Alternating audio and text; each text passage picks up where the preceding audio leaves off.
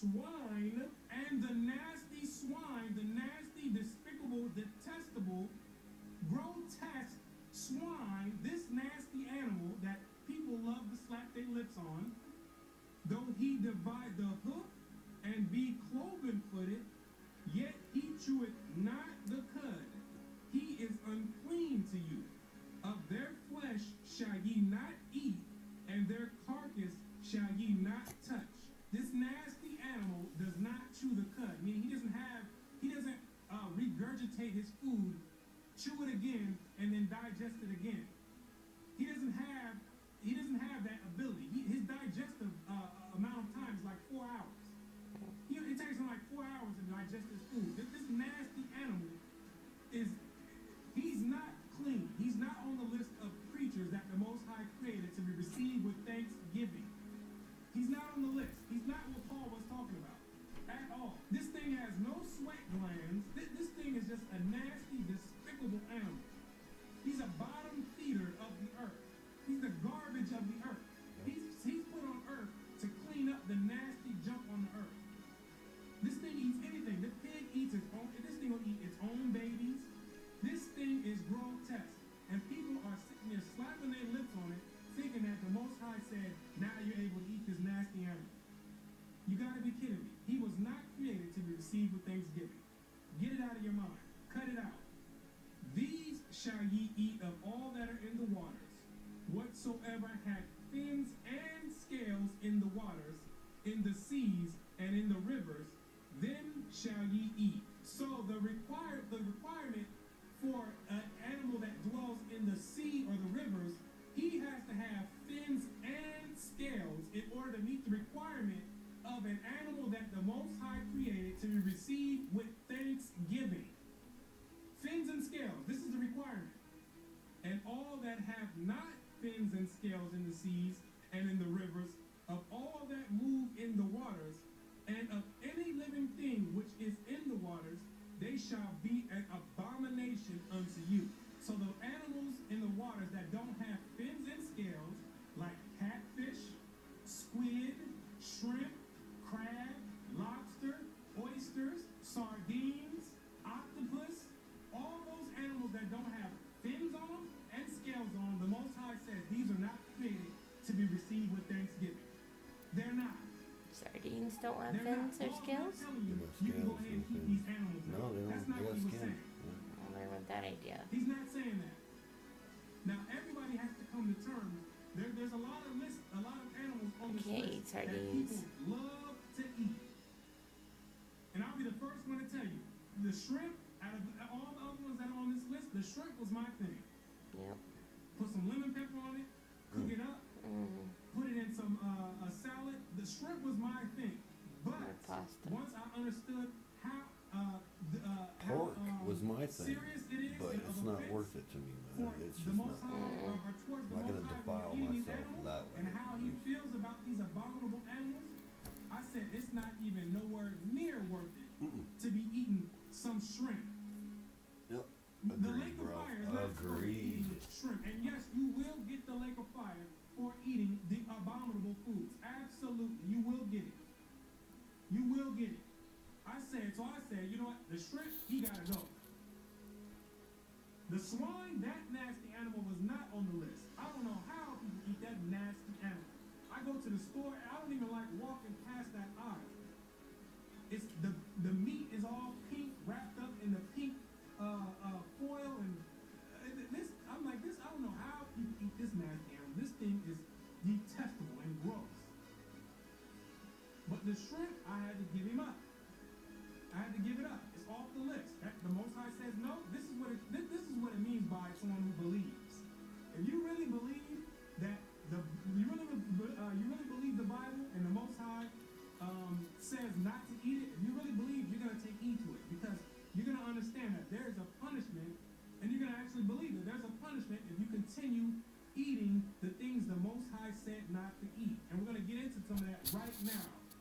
And then you're gonna have to decide which one is more important: holding on to your dear pork chops or the lake of fire. Which one is more important? Which one? Your soul salvation or a pork chop? 1 Timothy 4, verse 3. forbidding to marry, and commanding to abstain from meats, which God hath created to be received with thanksgiving of them which believe and know the truth. For every creature of God is good, and nothing to be refused if it be received with thanksgiving. Do you receive me with thanksgiving? By the word of God. Do you receive me with thanksgiving? So now we know what he means by every creature is good. Meaning every creature that was created to be received with Thank goodness. according to That would Leviticus, hurt. the 11th chapter. So now I don't know. I'm going to show you why he just woke up one day and wrote this in his letter. Why did he write this in his letter? Did he just wake up one day and say, you know what, I'm just going to write about food? No, it was a reason why he wrote about this, and he said at the end, it is sanctified by prayer. There's a reason behind it, and now that's what I'm going to show you right now. He said, I don't 1 eat you. Corinthians 10 verse 25. Whatsoever is sold in the shambles, that my eat, asking no question for conscience sake. So he's saying to the Corinthians, whatever is sold in the shamble or the meat market, he says eat. Don't ask no questions for conscience sake. And he's going to explain what he means by don't ask any questions about it. This is going to give you the overall scenario on what was going on and why he had to tell people to every creature of God is good. Stop tripping on eating the things that God created to be received with thanksgiving.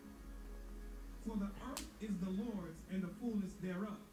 If any of them that believe not bid you to a feast, and ye be disposed to go, whatsoever is set before you, eat, asking no question for conscience sake. So Paul is saying, if somebody that's a non-believer in the gospel, they say, come on over here, I want you to partake in this feast. He says, go ahead and go, and whatever they put in front of you, meaning whatsoever of the food that was created to be received with thanksgiving, he ain't saying if they put human fingers in front of you, eat it. Whatsoever that was created to be received with thanksgiving, according to Leviticus, the 11th chapter, he says eat. Don't ask any questions about it. Watch. But if any man say unto you, this is offered in sacrifice unto idols, but if someone says, this meat, this lamb chop, or this turkey, we sacrifice this to the god of Molech, or to the god of Allah, or to the god of any other pagan religion, he says, if they tell you that we did this, eat not for his sake that showed it, and for conscience sake, for the earth is the Lord's, and the fullness thereof. Don't touch that meat, is what he's saying. Leave it alone. If he's saying, somebody telling you, yeah, we chopped this up to Buddha, don't eat it. That's what he's saying, for conscience sake. So this is the deal that was going on, and you'll read about this all in Paul's letters, about meat being sacrificed to idols. Meat being sacrificed to other gods.